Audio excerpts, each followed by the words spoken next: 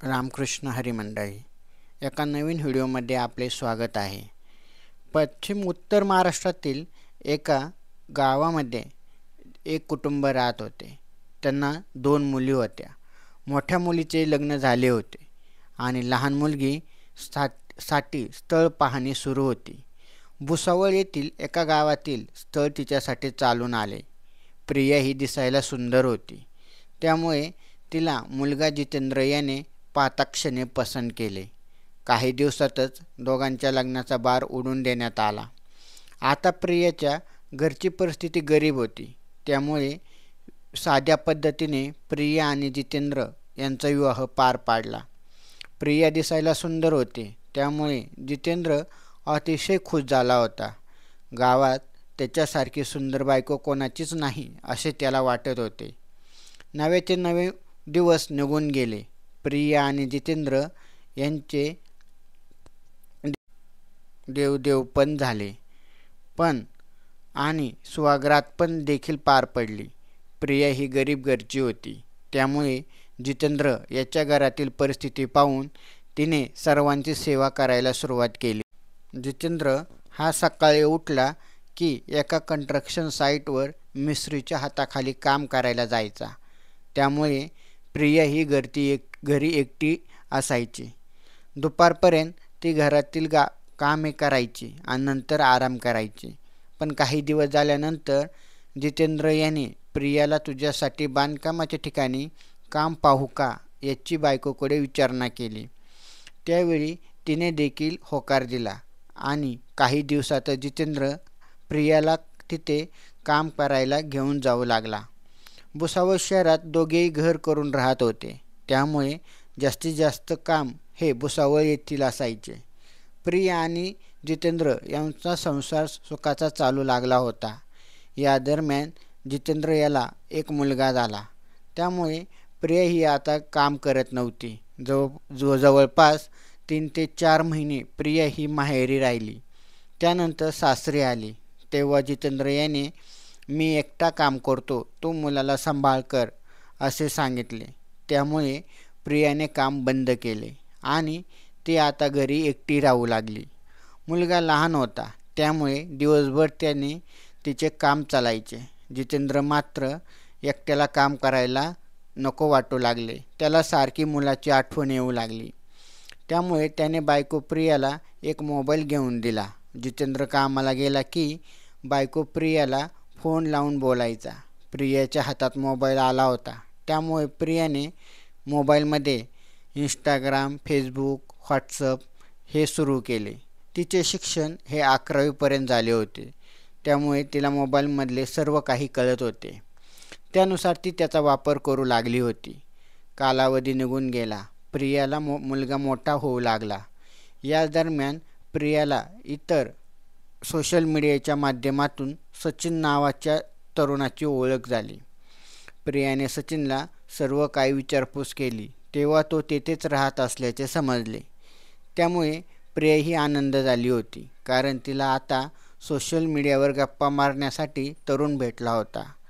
जितेंद्र हा कामावर गेला की प्रिया ही सचिनबरोबर बोलायला सुरुवात करायची. घरात फक्त मुलगा होता, त्यामुळे तिला काही बंधने नव्हती. त्यामुळे सचिन आणि प्रियाची घट्ट मैत्री झाली. दोघेही मोबाईलवर संपर्कात आले होते. इकडे जितेंद्र हा जेव्हा प्रियाला फोन लावेल त्यावेळी तो बिझी येऊ लागला. घरी आल्यावर जितेंद्र प्रियाला विचारायचा, तुझा फोन बिझी का असतो? तर ती प्रिया म्हणायची, मी गावाकडे आईसोबत बोलते. हे असं म्हणून वेळ मारून नेत होती.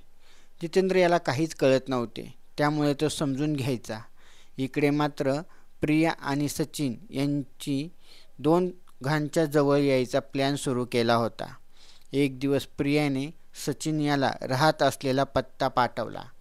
त्यानुसार सचिन प्रियाला भेटायला आणला आणि त्याने प्रियाच्या घरात प्रवेश केला. घरात प्रवेश करताच प्रियाचे रूप पाहून सचिन याला आनंद वाटला. एवढे दिवस फक्त फोनवर बोलणारी प्रिया त्याला आता प्रत्यक्ष भेटली होती. त्यामुळे फोनपेक्षा अशी तू खूप सुंदर दिसते असे सचिन प्रियाला म्हणू लागला. त्यावेळी प्रियाला देखील आनंद झाला. प्रियाचा लहान मुलगा झोपलेला होता, त्यामुळे दोघांच्या घट्ट मैत्रीचे रूपांतर शरीर संबंधामध्ये व्हायला वेळ लागला नाही. दुपारी 2 वाजता आलेला सचिन यांनी प्रियाबरोबर सेक्स पॉवरच्या गोळ्या खाऊन 2 तास शरीर संबंध प्रस्थापित केले. प्रियाला देखील नवऱ्यापेक्षा शिकलेला प्रियकर सचिन हा जास्त आवडू लागला होता. त्यामुळे त्याच्याशी जुळून घेण्याचा प्रयत्न तिने सुरू केला. 4:30ला सचिन हा घराबाहेर पडला. संध्याकाळी जितेंद्र हा घरी आला आणि जेवण करून झोपी गेला. घरात जे काय झाले होते ते फक्त प्रियाला माहीत होते. त्यानंतर प्रियाने सचिनबरोबर जास्त संपर्क वाढवला. सचिन याला देखील मागेल तेव्हा शरीरसुख मिळू लागले होते, त्यामुळे तो देखील आनंदात होता. जवळपास 4 ते 5 महिने दोघांनी एकमेकाच्या शरीराचा आनंद घेतला. आता मात्र सचिन याला प्रिया नकोशी वाटू लागली होती, कारण सचिनला लग्नासाठी आता घरच्यांनी सुंदर मुलीचे स्थळ आणले होते. त्यामुळे सचिन याला नवीन तरुणी भेटणार होती. सचिन आता प्रियाच्या फोनला मेसेजला उत्तर देत नव्हता, त्यामुळे प्रियाला राग आला होता. तिने सचिन याला फोन केला आणि सांगितले, तू मला भेटायला ये, नाहीतर मी जे काही आपल्या दोघांमधील शरीरसंबंध आहे ते तुझ्या घरी सांगेन, अशी धमकी तिने दिली. त्यामुळे सचिन प्रियाला भेटायला गेला. तेव्हा प्रियाने तुझे लग्न होणार असल्याचे कळले, मग माझ्याबरोबर कशाला शरीरसंबंध केले, अशी विचारणा केली. त्यामुळे सचिन यांनी तिच्या बोलण्याकडे दुर्लक्ष केले, कारण सचिन यांनी मुलगी पसंत केली होती आणि काही दिवसातच साखरपुडा होणार होता. पण जेव्हा या सर्व गोष्टी प्रियाला कळाले, तेव्हा प्रियाने सचिनच्या होणाऱ्या बायकोचा नंबर घेतला आणि तिला मेसेज करून सचिनबरोबर असलेले फोटो व्हिडिओ पाठवले. त्यामुळे सचिन याचा विवाह मोडला. तरुण सचिन त्याच्या आयुष्यात येणार होती ती तरुणी प्रियामुळे येऊ शकली नाही. हे मात्र सचिनला पटले नाही. त्याचे लग्न मोडले. त्यामुळे सचिन हा प्रियाच्या घरी गेला आणि भांडण करायला सुरुवात केली. तेव्हा गल्लीत राहणाऱ्या लोकांना हा काय प्रकार आहे हे लक्षात आले, कारण जितेंद्र हा कामावर गेल्यानंतर सचिन घरी येऊन काय करतो हे गल्लीतील लोकांना कळाले होते. आता जितेंद्र याच्या कानावर प्रिया काय करते हे जितेंद्रला माहीत होते. तेव्हा त्याने त्याचे डोळे उघडले. त्यामुळे त्याने प्रियाबरोबर संसार करायला नकार दिला आणि प्रियाला घराच्या बाहेर काढले. त्यामुळे प्रिया ही मुलाबरोबर एकटी राहू लागली. सचिनमुळे संसार मोडला म्हणून तिने भुसावळ पोलीस ठाण्यात तक्रार दाखल केली. त्यानंतर सचिन आणि प्रियाचे बोलणे कमी झाले. पण काही दिवस निघून गेल्यानंतर सचिन पुन्हा प्रियाजवळ आला. जे झाले ते झाले, आता भांडण नको असे म्हणून पुन्हा प्रियाबरोबर शरीरसंबंध प्रस्थापित केले. रूम करून राहणाऱ्या प्रियाला आता कोणाचीही अडचण नव्हती. एक दिवस सचिन प्रियाच्या घरी आला तेव्हा त्याला मोबाईलमध्ये प्रिया ही गणेश नावाच्या तरुणाबरोबर बोलत असल्याचे लक्षात आले. सचिन आणि प्रिया यांच्यामध्ये तेव्हा जोराचे भांडण झाले.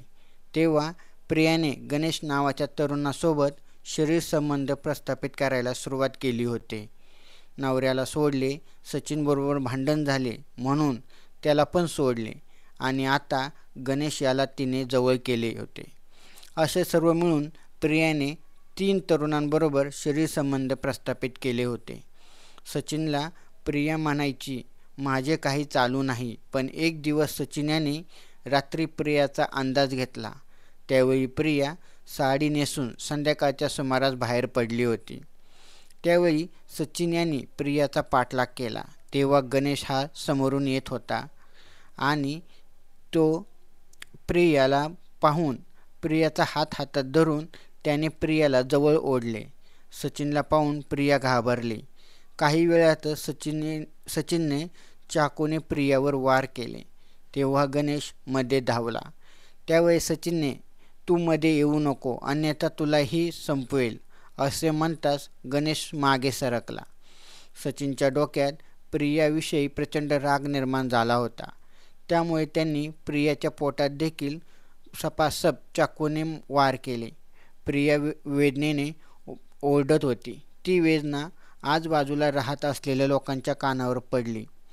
त्यावेळी लोक तेथे धावत आले. सचिन त्या ठिकाणाहून पळून गेला.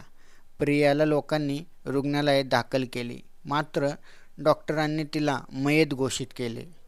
ज्या पद्धतीने प्रियाने सर्व साखळी तयार केली होती ती साखळी पूर्णपणे तुटली होती आणि तिची शरीर संबंधाची हाव तिच्याच अंगलट आली होती. अशा प्रकारे या घटनेचा शेवट झाला. ही घटना आवडल्यास चॅनलला सबस्क्राईब करायला विसरू नका आणि व्हिडिओला लाईक तर नक्कीच करा. धन्यवाद. रामकृष्ण हरी.